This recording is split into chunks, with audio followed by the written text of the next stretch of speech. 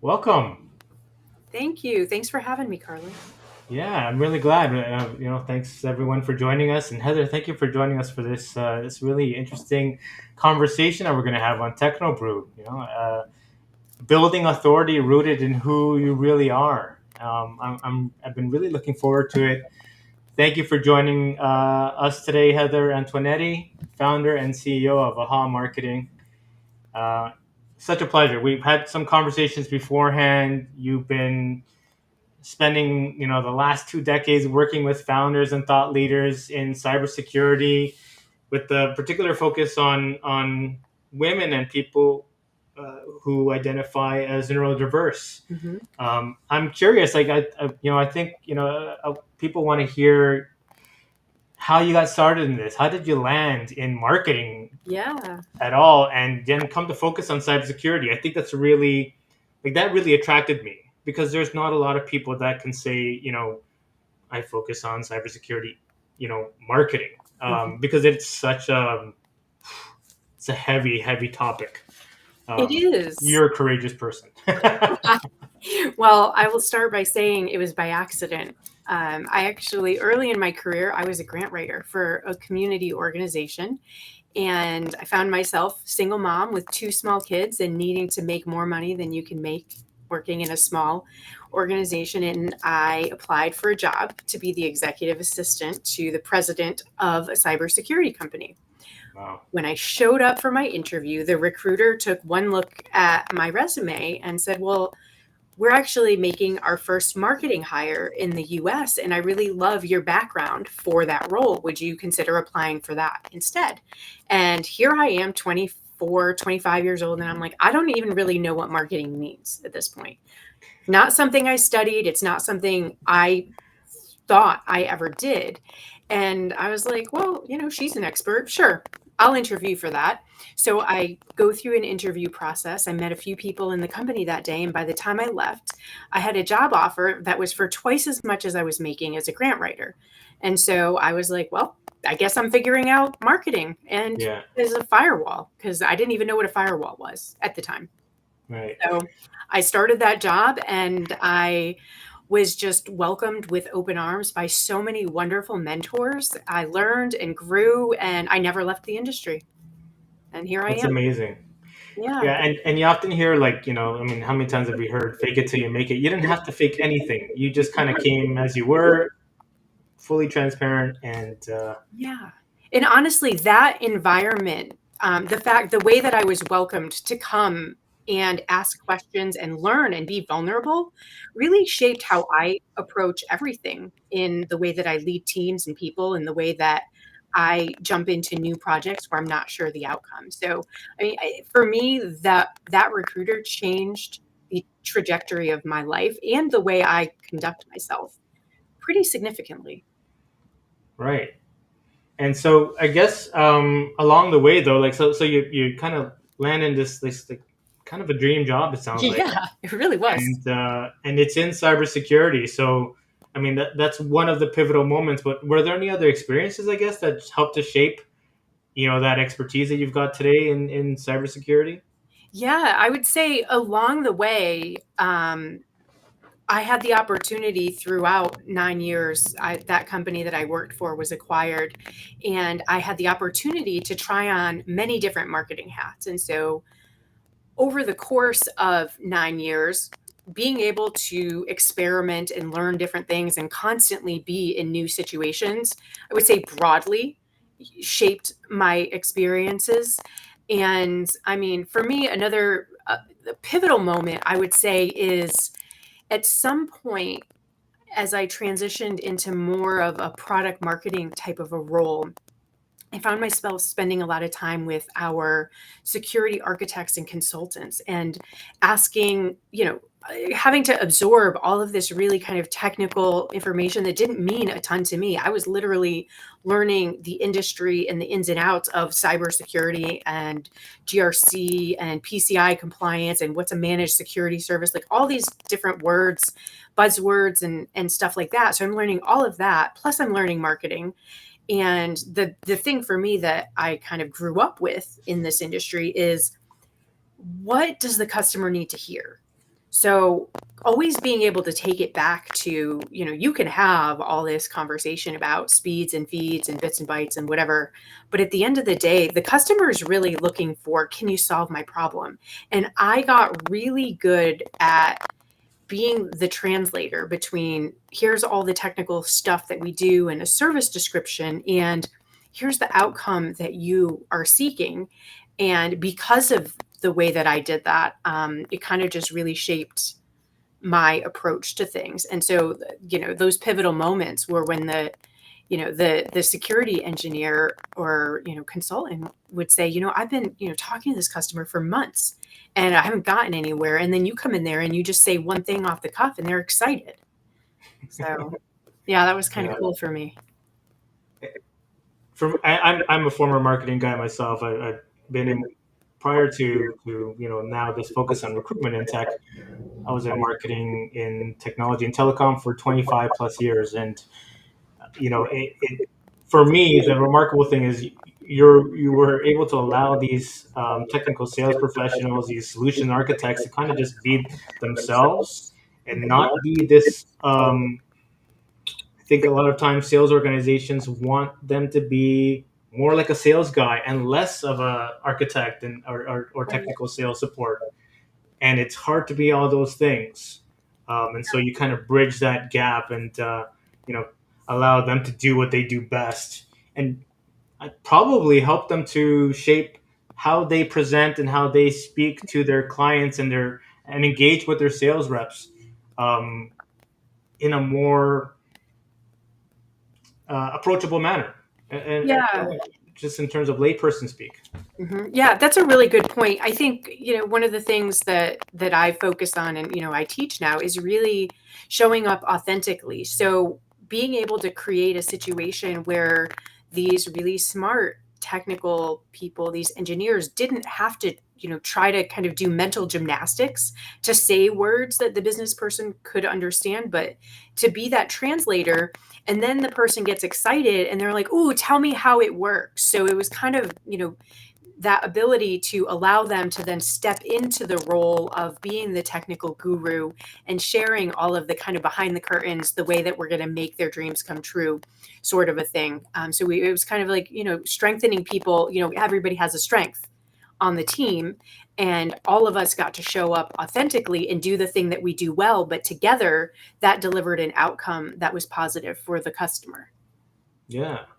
To me, that's amazing, and I want to, I guess, maybe that takes us to how you founded Aha Marketing in September of 2016. So, Yeah. what was this aha moment that inspired you to start your own agency? Yeah, it was a bit of a slow build, but again, over the course of my career, I kept having these opportunities to do these, kind of translate technical stuff into business stuff. I was really good at simplifying complicated things, breaking them down into small tasks. And, the company that I worked at was very much kind of a technical and innovation place. And a lot of people that I worked with were going off and starting their own companies. And then they would contact me and say, "Hey, would you, on the side, would you take a look at my website? Would you help me with some Yeah. messaging?"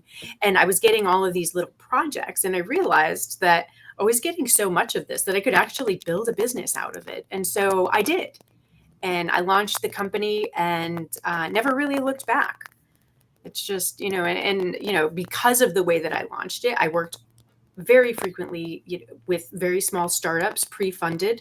And then, I figured out that I needed some income stability. So I branched out and I would also work with bigger companies, but with a focus more on supporting the partner marketing or supporting special projects that they didn't have in-house resources or long-term need for. And so I got Yeah. this really nice balance of being able to see what was going on in the enterprise, get to try out all of the latest tools, have access to analyst resources and messaging.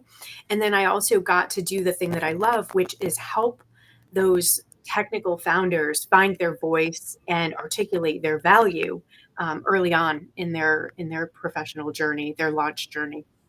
Yeah. And I guess finding the balance between that too, that organizational strategic imperative focus versus the leadership and almost like personal realization focus, like that's gonna be a bit of a juggling act. And I guess, how does that relate to your LinkedIn profile highlights? You know, you have this JFDI, just freaking do it Yeah. approach, right? And bringing a creative yet engineering focused mindset to your work. So Yeah. how did that help you find this balance? How did you develop this philosophy? Yeah. I mean, that goes all the way back to when I didn't think twice about accepting a job I didn't even know existed 2 hours before I accepted the job. I mean, it's just like, I didn't have the luxury of saying no because I had things to figure out. I had bills to pay and, kids to take care of. And so for me, it was like, okay, well, I'm just going to take this first step and, I'll deal with what comes next. And that created all this momentum. And in retrospect, 20 years later, I can look back and see I made a great choice. And I didn't see the end. I didn't know I was going to be doing something that I love and that lights me up every day. I just knew I was making a change in a step that I thought was in the right direction. And so then I learned it was pretty safe to do that. And usually good things come when you take that first step into discomfort. And I also learned that creating that space for other people to do that builds an energy and a momentum. And so I adopted it as a leadership philosophy. And so in any team that I ran, it's like, you will never be in trouble for doing something that doesn't work. But I will be looking for you if you're sitting at your desk scared to do something. Like, we try and fail on this team. And it is safe to do that. And it's safe to say you don't know. And it's safe to say, I have an idea I'd like to try. The Yeah, only thing it's not safe to do with me is nothing. right. I wonder. I was just, when you started with your origin story, you talked about applying for an executive assistant role, and I wonder, your early experience as an EA. Mhm. How was that foundational, I guess, in contributing to this success? Like, like obviously the kernels and nuggets of what you needed to be successful, were already there. And so, did they come from that experience? And I'm just wondering if people, like, listening in, can see a pathway to, like, Yeah. something that Heather's done. You know? Yeah. So that's actually a great question. So I never was an EA, and I didn't Okay. get the EA job there. So I was a grant writer. I Right. did fundraising. So the things that I did were I wrote grant proposals. I did like community engagement. I ran big fundraising golf tournaments and gala events, and I did like annual giving campaigns and letters. So Right. pretty much a lot of like writing, defining a win-win, a lot of evidence-based impact statements, things like that. That's what I was good at. Right. And that translated into marketing, a marketing role, in that I had the capacity to take care of field events. So, the company that I went to work for, they wanted to run golf tournaments for their customers, and they wanted to have roundtable dinner events and things that required a lot of organization and planning that I already knew how to do at scale. They needed somebody strong at stating their value proposition, so in a way that customers could understand and be excited about. That's something that I did in grant writing. Is I shared my organization's mission and the impact that we had on the population that we served in a way that foundations got excited to give us tens of thousands of dollars to support us in delivering that mission. So that translated over. And then just finally, I think the partner piece, partner marketing has been a big focus for me. The ability to rally people around a shared vision is something that was really important for my role as a grant writer. And that's something that really came into play for me in terms of activating partner marketing activities. So being able to translate those win-win scenarios between the company I worked for and partners. And then also inside of the company, I was able to get our teams motivated and excited about working with partners, and the kind of the joint ability that we had to access different customers and to provide differentiated services. So to me, that was a very natural way of thinking that translated, from one very, community altruistic function into a commercial corporate environment. Yeah, and I guess I want to. So thanks for that. I mean, I appreciate that the context then in terms of how it helps shape where you are and your philosophy and how you work with organizations and individuals. I know that when we last spoke, you're starting to do these interesting workshops, and you're working with cybersecurity tech professionals, Mhm. particularly though focus on women and cyber and maybe some touching on neurodiversity, or individuals rather Yep. that identify as neurodiverse. How did that come about? I mean, are there specific challenges that you saw that Yeah. women and these individuals face? Yeah. So at a high level, I came up with the idea for the course Architecting Authority kind of from all of the work that I was doing with these startups, the things that I noticed that I'm counseling one on one every startup founder with. We're dealing with mindset issues like imposter syndrome, and, they are very technical. So they have a difficult time explaining in terms other people can get excited about what they do. They feel like a lot of people, would feel like, oh, I don't care about a personal brand. I don't want to, spend all my time being a LinkedIn content creator. And there are all these other avenues that you can pursue, and you need to choose those based on what feels right for you and who it is that you need to connect with. And so Yeah. over time, I kept, having these same conversations. And a couple of years ago, I got this idea for a course because I thought, wow, if I could just share this information with this kind of mid career level cybersecurity professionals, a lot of them are having these challenges, and it would really kind of help them understand that, building a personal brand, which is a term that I actually hate. And I like to talk about reputation architecture instead, which is that idea of you're not just, how you show up on LinkedIn. I think of brands as products, right? It's a label, it's a logo, it's things like that. We're human beings with thoughts and feelings and dreams, and we connect with each other. And to me, reputation and how you show up in different rooms and the impression that you leave behind is a much kind of more encompassing and appropriate term to talk about human beings. So all of that kind of came together for me, had the idea for the course. And of course, I had crippling imposter syndrome about launching it because I'm not a teacher, I'm not an instructor, I don't have a coaching certification. So, like, I had all these reasons for why I shouldn't launch this course. And finally, somebody kicked me in the butt and was like, will you just launch it already?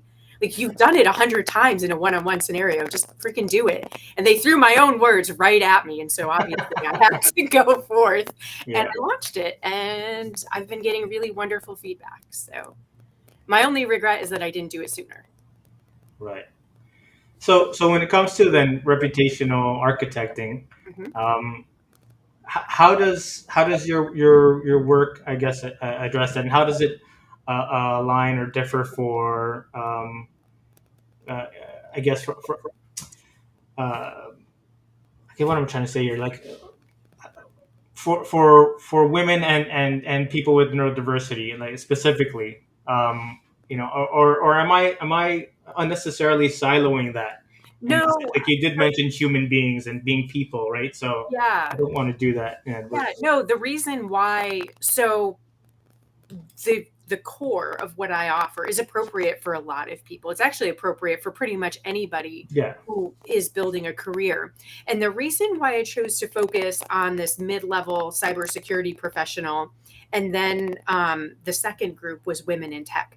The reason for that is because I learned through all of my work as a marketer, I know that the more targeted I am with a message, the more it resonates with people. mm, And so bringing together people that are similar in terms of their career, their context and knowledge of the world and shared connections, it creates an energy in my groups that feeds and makes the process that much more um, kind of energizing and approachable for people. So that's why I focused on the groups, even though it could be for everybody. I yeah, also have background and context on cybersecurity. So when we get into talking about what rooms should you be in, what conferences should you speak at, what are your other opportunities for growth.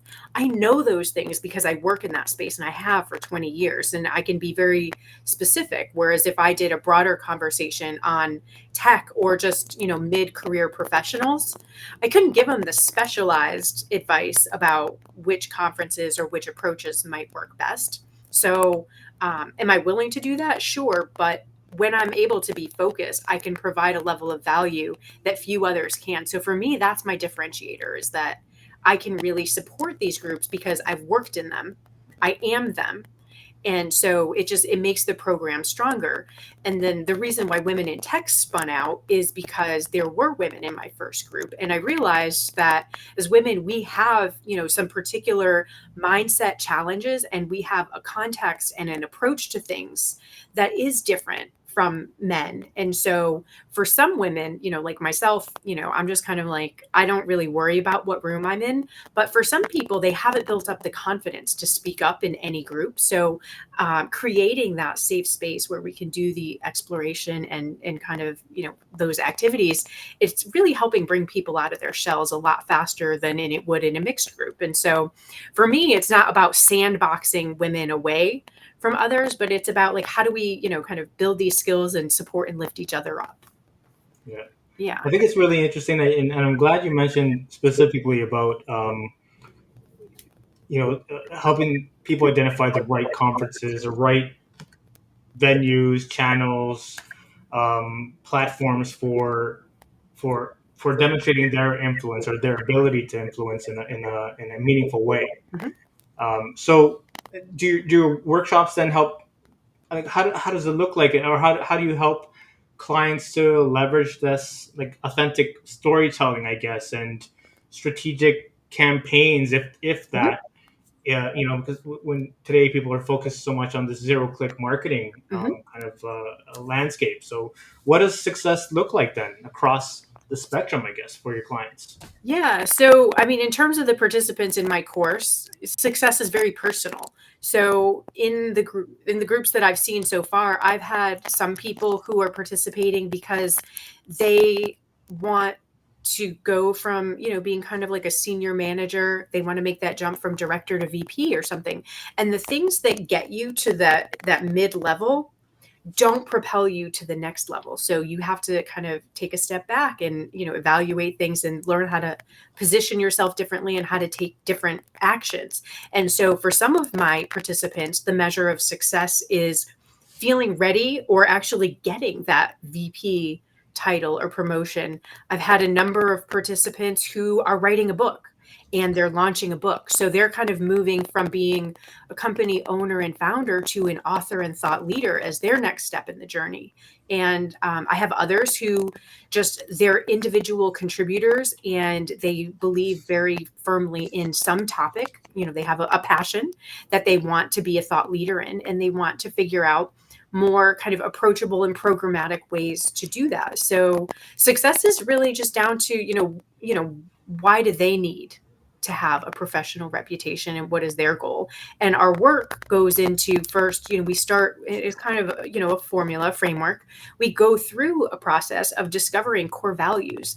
And it's interesting to me, some people have spent a lot of time, actually thinking about, what are my core values as a person. Other people kind of operate with them, but they haven't taken the time to write them down. So Mm, through that reflection, and then we connect it to the Japanese concept of ikigai, which is that intersection of mission, passion, vocation. And so it's kind of finding that intersection point of the things that you're passionate about, the things that you're good at, the things that the world needs, and the things you can be paid for.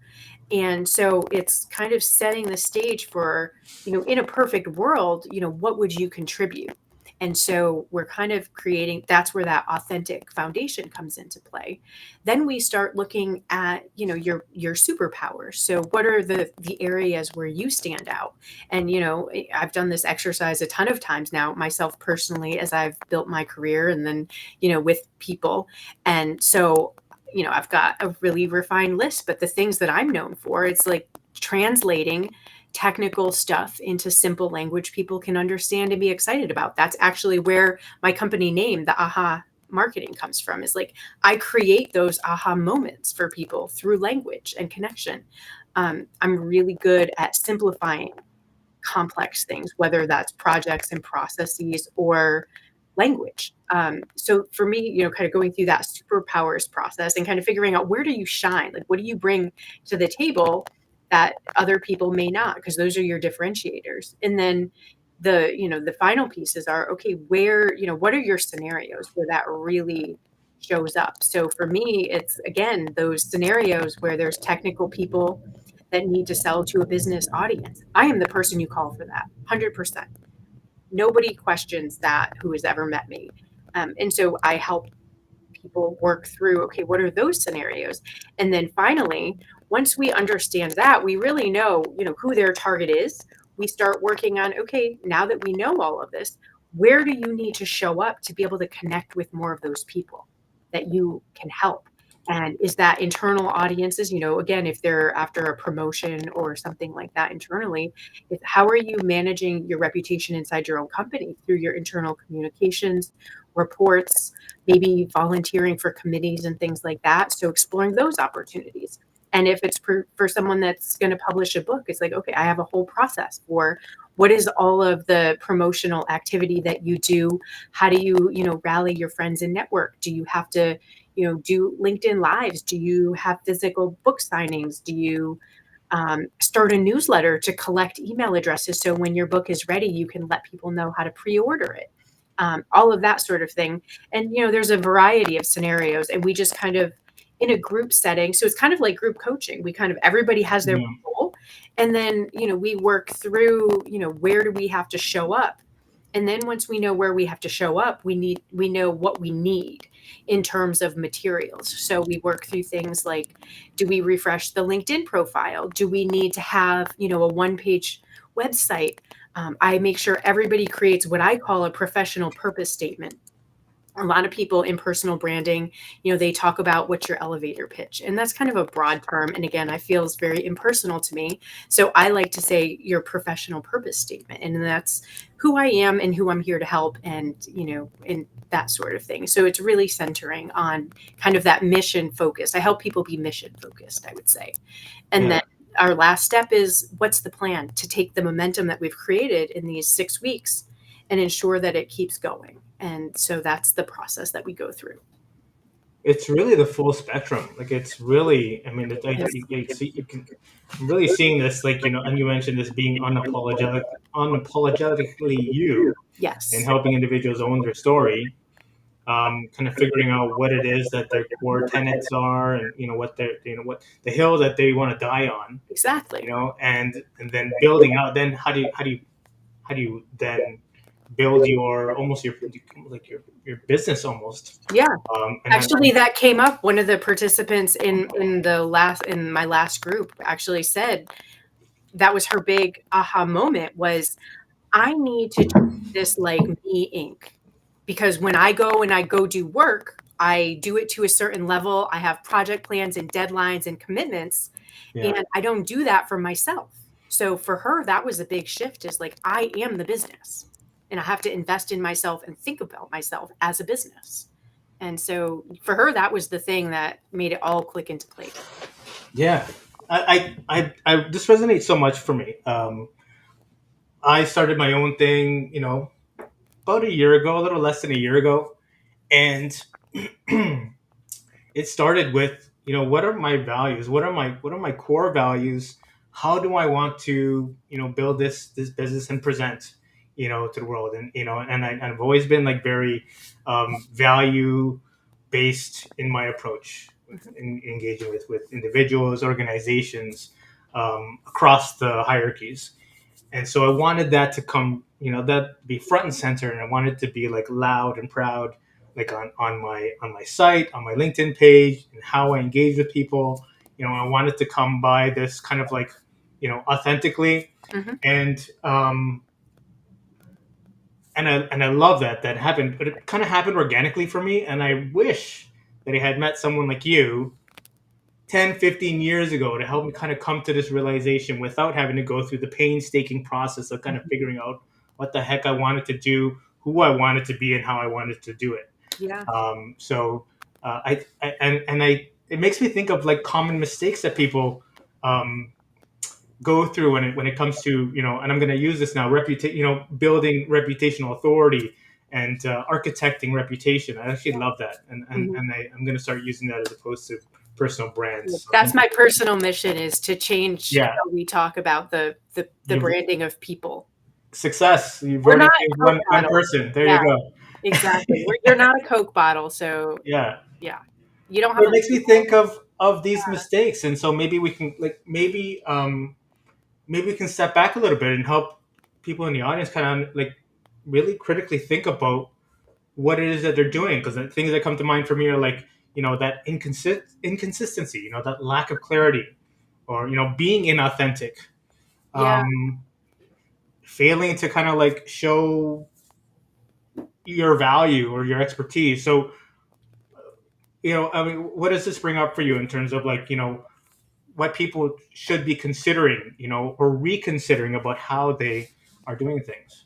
Yeah, that's a really good point. I would say one of the first and foremost, the biggest mistake I see is going back to what we already talked about, is not taking an action because you don't see the full plan. So just show up. Just do something.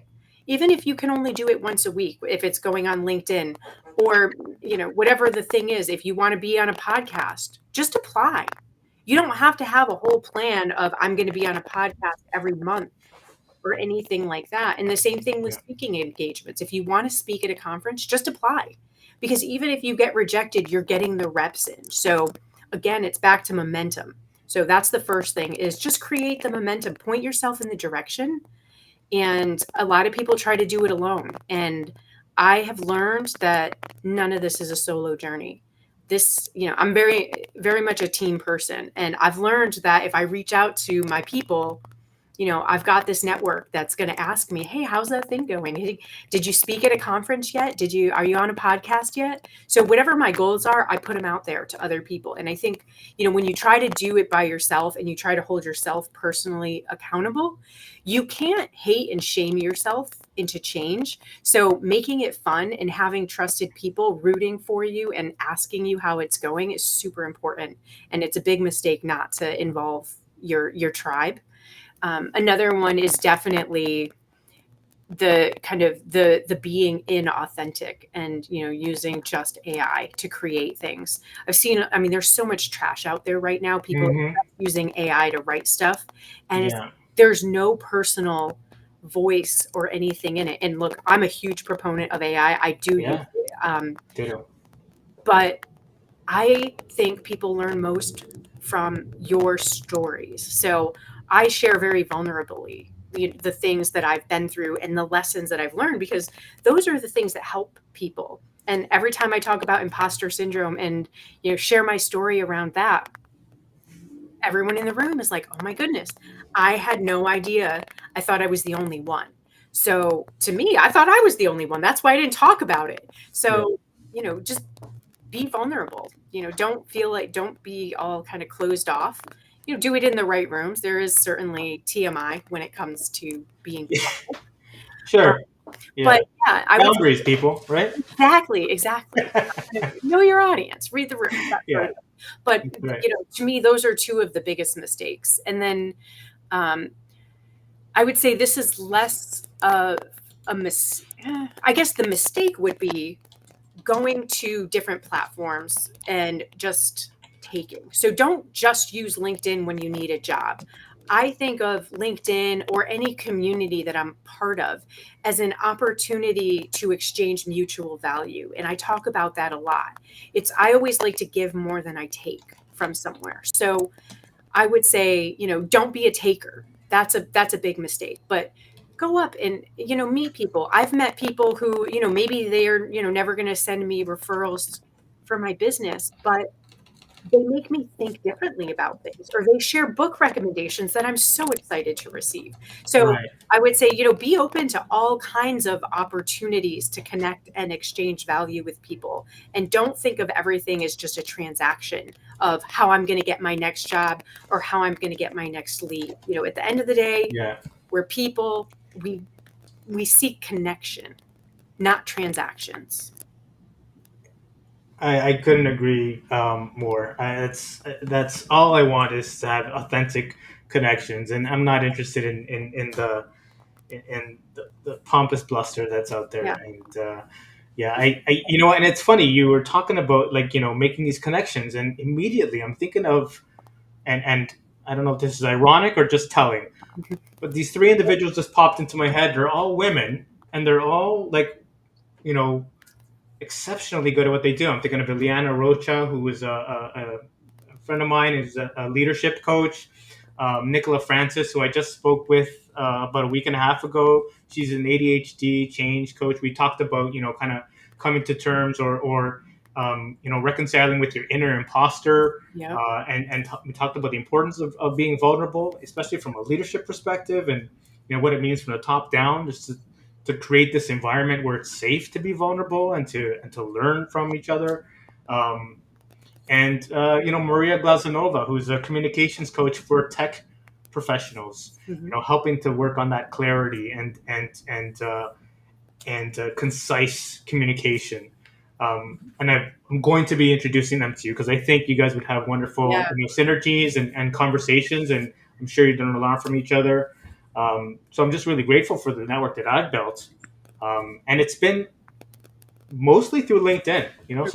Some of it definitely the seed I guess would have been from the workplaces, my Yeah. face to face interactions, but I've Mm-hmm. made these wonderful connections virtually Mm-hmm. around the world just by engaging in genuine discourse and Yeah. interest and curiosity. Exactly. Yeah, it's been a huge benefit for me. And I'm lucky I'm in Arlington, Virginia, and there's a very vibrant community here of professionals. And so I've been really lucky to be able to get outside and actually meet human beings face to face. I've made wonderful connections. And actually one of those connections that I met at a live event is who introduced me to you. So just to, kind of show you everything Right. that I do Trace is Wilkins. kind of Right. Thank you, exactly, Trace. it all comes from the network. So, the more you get out there, the more these opportunities present themselves. You don't even have to, really search for them. You just have to put yourself out there. Yeah, 100%. Um, I wonder now, like, so, and I love how we're focused on the individual and what individuals can what they can accomplish, I suppose, with the right direction and the right guidance and encouragement. And now it makes me think about this reputation architecting, personal reputation versus the company versus so I'm thinking about founders and thinking Yeah. about leaders in organizations. Mhm. And a friend of mine, another entrepreneur, Angela Chaudhry, she's wonderful, and a mentor of mine. She's a multiple startup founder, but she told me, Carlos, you're not your company. You are not your company. So don't confuse the two, Mhm. and create optionality for yourself. And so it made me think about what you do um, your marketing perspective versus the reputation building. So how do you manage then the two? How do you separate the two? How do they work together? Yeah. What's the key difference in relationship between building the two? Yeah, it's a really important question, especially for these small founder led companies especially when they're intending to do fundraising and they have an exit plan, because if your personal brand, your personal reputation is too tightly knit to the company's brand, you end up getting exit packages that require you to stay 5 years. So you have a 5-year earnout. So you didn't just sell your company, you just sold yourself a new job. And so being able to kind of think strategically about the balance. And so one of the ways I like to think about it is the founder brings vision. So I like to make sure that that's where they're talking.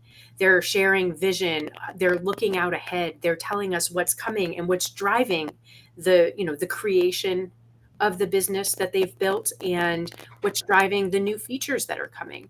And I very much like to kind of position them in that way, kind of thought leader, visionary sort of a thing. And then the company brand is more, okay, we there's context boxes for companies, right? Product categories, if you will. So it's like we're a thing, we're a whatever, an endpoint security product that helps people understand what category, what problem you solve. And then you get into your differentiators, and one of your differentiators may be your founder and their visionary approach to the way they built the technology so that's more affordable or something. I'm just making stuff up here. I don't have a particular company in mind, but that's kind of the give and take between the two. So the company is very much more kind of features and benefits and outcome to the customer driven, and the founder is more vision and how the company is executing and growing. Its leadership philosophy is another one Right. that's really important. And again, it really comes back. It's important to have those differentiator, or the differentiator between the two, Yeah. because when it comes time for an exit, you don't want to lose your LinkedIn profile in the deal, right? You don't want your 40,000 LinkedIn followers that are your personal followers to become part of the valuation of your company. And I think that's a line that we have to be really careful about. Yeah.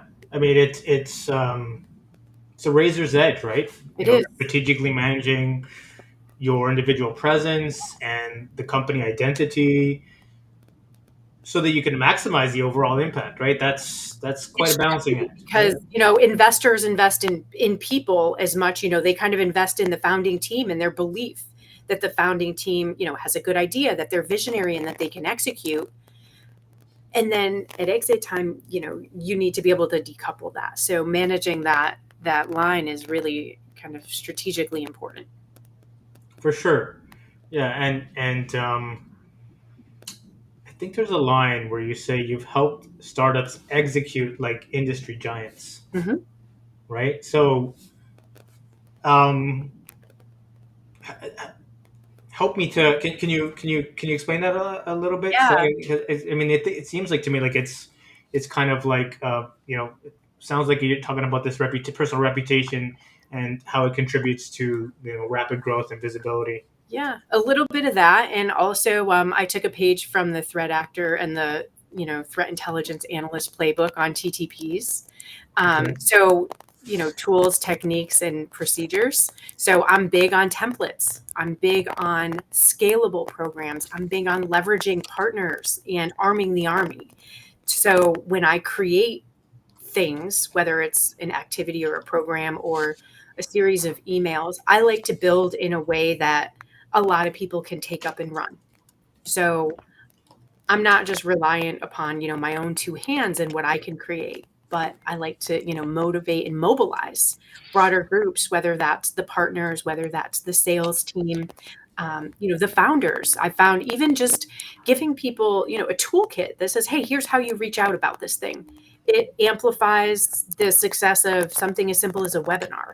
And creating those repeatable ways. So we always, plan a webinar the same way. Every product brochure has the same sections. Here's, we have templates for proposals and things like that. So you can Yeah. respond faster to things in the way that, a bigger enterprise with a bid desk could respond. But also in a level of professionalism. So I kind of have a services maturity model around, how we actually talk about how we build and talk about services and manage the content that we have around services so that we have all the things that we need, and we're not scrambling and every salesperson is putting something different out into the world. Yeah.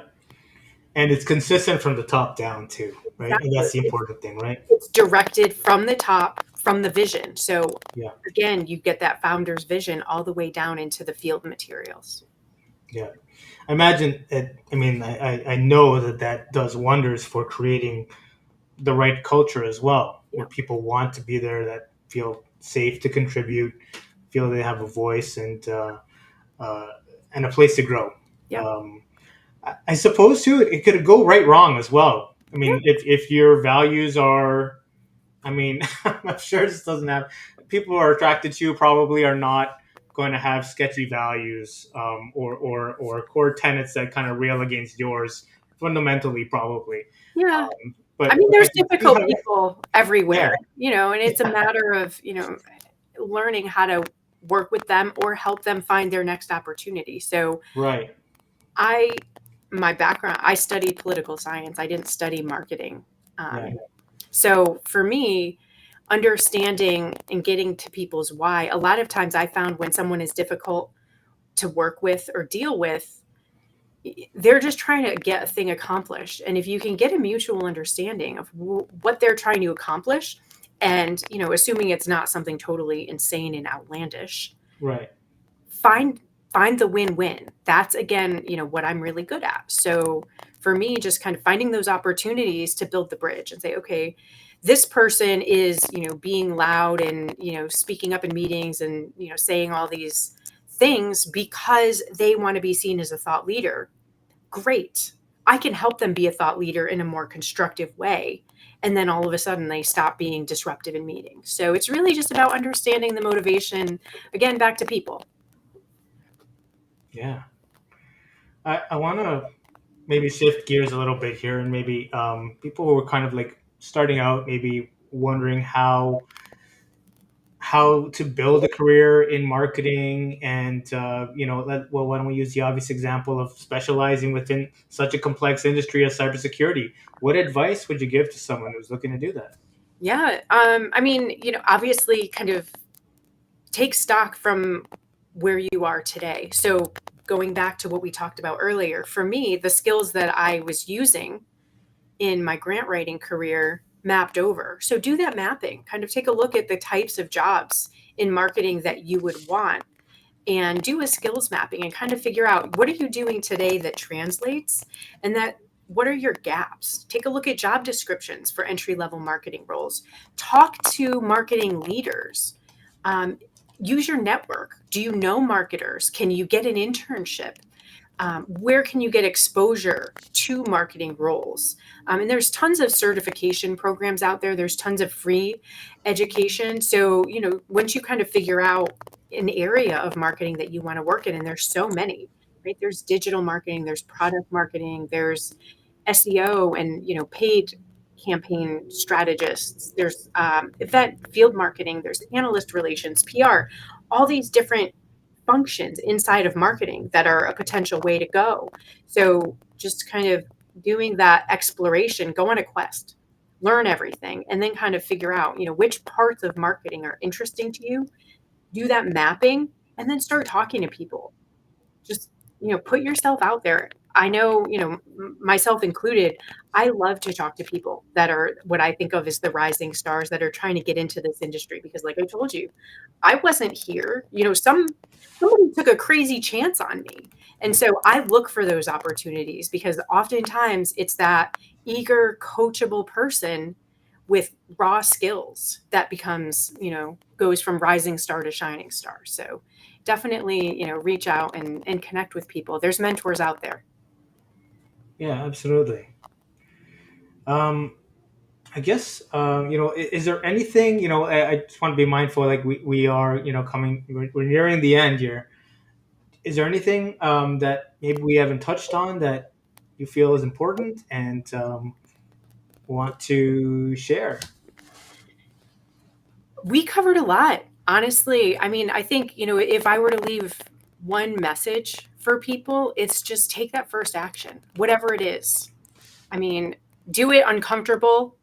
Growth happens when you're uncomfortable. If you're sitting in a comfortable space, you're probably, stagnating. So just be ready to get uncomfortable.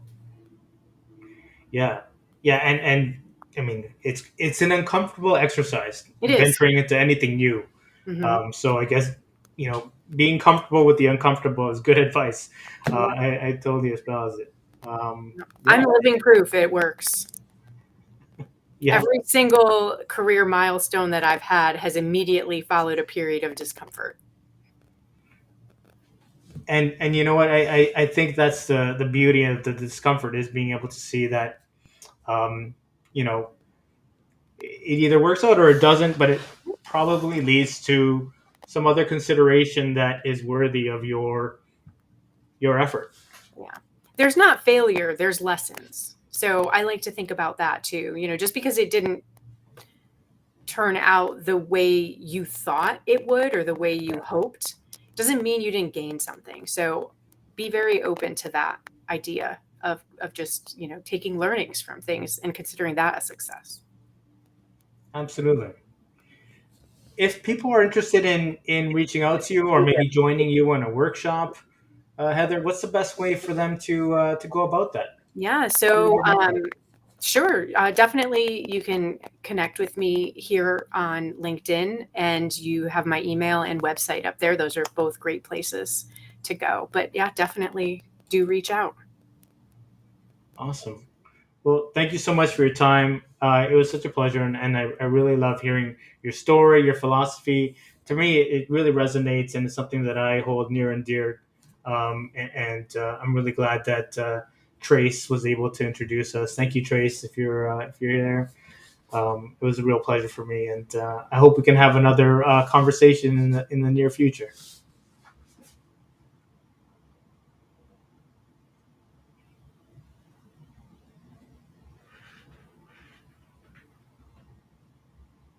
I think we lost you, or you're frozen.